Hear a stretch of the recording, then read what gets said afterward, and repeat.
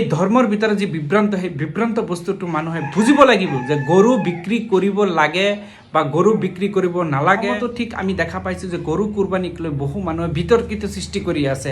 তো ৰাইজে এইবাৰ কি সিদ্ধান্ত লৈছে মই নাজানো, কিন্তু চৰকাৰে যদি গৰু একেবাৰে নিষিদ্ধ কৰি দিয়ে, বেন কৰি দিয়ে, তেনেহ'লে গৰু কুৰবানীটো একেবাৰে নিষিদ্ধ হৈ পৰিব যেন এনেকুৱা অনুভৱ হৈছে।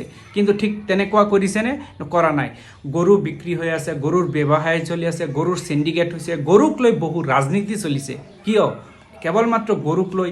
কিন্তু চাওক আপোনালোকে উন্নয়নৰ ক্ষেত্ৰত কিমান আপোনালোকে মাত মাতিছেনে? নাই। কেৱল মাত্ৰ গৰুক লৈ ৰাজনীতি কৰিবলৈ আহিছে একাংশ।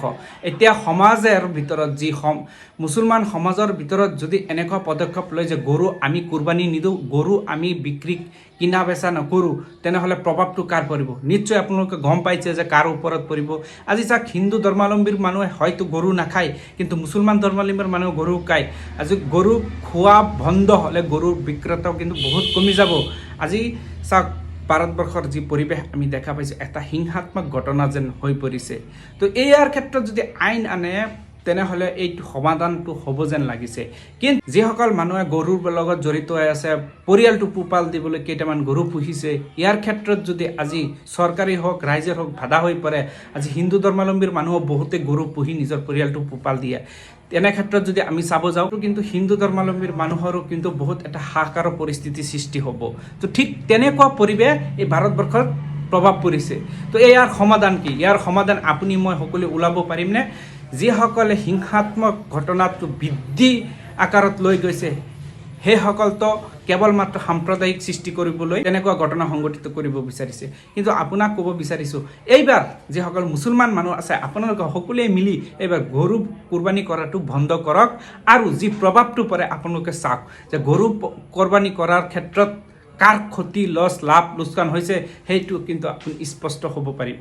কাৰণ কেৱল মাত্ৰ যে মুছলমান ধৰ্মাৱলম্বীৰ ক্ষতি হ'ব, লোকচান হ'ব বা তেনেকুৱা পৰিস্থিতি আহিব, ঠিক তেনেকুৱা নহয়। গৰু কুৰবানী নিদিলে আন কোনো জন্তু যদি আপুনি কুৰবানী দিয়ে, কুৰবানী হ'ব, যিটো হাদিছৰ মতে আছে। কিন্তু হাদিছত এনেকুৱা নাই যে গৰু কুৰবানী কৰিবই লাগিব। কিন্তু আপুনি পদক্ষেপ লওক যে এইবাৰ গৰু কুৰবানী নকৰোঁ।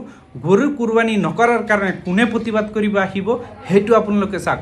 যিসকল মুছলমান মানুহ আছে, সেইসকল এইবাৰ গৰু কুৰবানী বন্ধ কৰক। কিন্তু আপোনালোকে প্ৰভাৱ অনাগত দিনত দেখিব পাৰিব যে প্ৰতিবাদ কোনে কৰিছে, ৰাজপথত কোনে আহিছে। মুছলমানসকলে ৰাজপথত নাহে, কোনোবাই আহিব পাৰে, কিন্তু অধিকাংশ লোকচান যি আৰ্থিকভাৱে, সেইটো লোকচান কিন্তু হিন্দু ধৰ্মাৱলম্বীৰ মানুহৰ হ'ব। তো এই সমাধানটো কৰিবলৈ হ'লে চৰকাৰে কৰিব লাগিব, হয় নে নহয়? তো ধাৰ্মিকভাৱে যিটো পৰিস্থিতি, সেই পৰিস্থিতি নিয়ন্ত্ৰণ কৰিবলৈ এটা বুজাবুজি কৰিব লাগিব। তো সেই বুজাবুজিটো কোনে কৰিব? সাধাৰণ ৰাইজে কৰিব পাৰে নেকি? যেনেকৈ চলি আছে তেনেকৈ নিদিয়ে। চৰকাৰীভাৱে হওক, কোনোবাই সমাজৰ ভিতৰত বিভ্ৰান্ত সৃষ্টি কৰিবলৈ হওক, এনেকুৱা পৰিস্থিতি যেন বৃদ্ধি হৈয়ে আছে। ইয়াৰ সলিউশ্যন কোনেও আজিলৈকে মিলাব পৰা নাই। ঠিক এনেকৈ গতি বাঢ়ি আছে, এনেকুৱা বৃদ্ধি পাই আছে। তো ইয়াৰ ক্ষেত্ৰত আমি সজাগ সচেতন হ'ব লাগিব। আৰু আমি এইবাৰ যদি আমি পদক্ষেপ লওঁ যে গৰু কুৰবানী নিদি এবাৰ বেলেগ জন্তু দিম, তো আপোনাৰ কুৰবানী হ'ব, কিন্তু কাৰ প্ৰভাৱ, কাৰ প্ৰতিবাদ, সেইটো কিন্তু আপোনালোকে বুজিব পাৰিব। এনেকুৱা পৰিস্থিতি যদি আপোনালোকে পদক্ষেপ লয়, তেনেহ'লে আপোনালোকে চাব যে অট'মেটিকলি এটা পদক্ষেপ আহিব আৰু সেয়াৰ ক্ষেত্ৰত এটা সমাধানৰ ৰাস্তা ওলাব।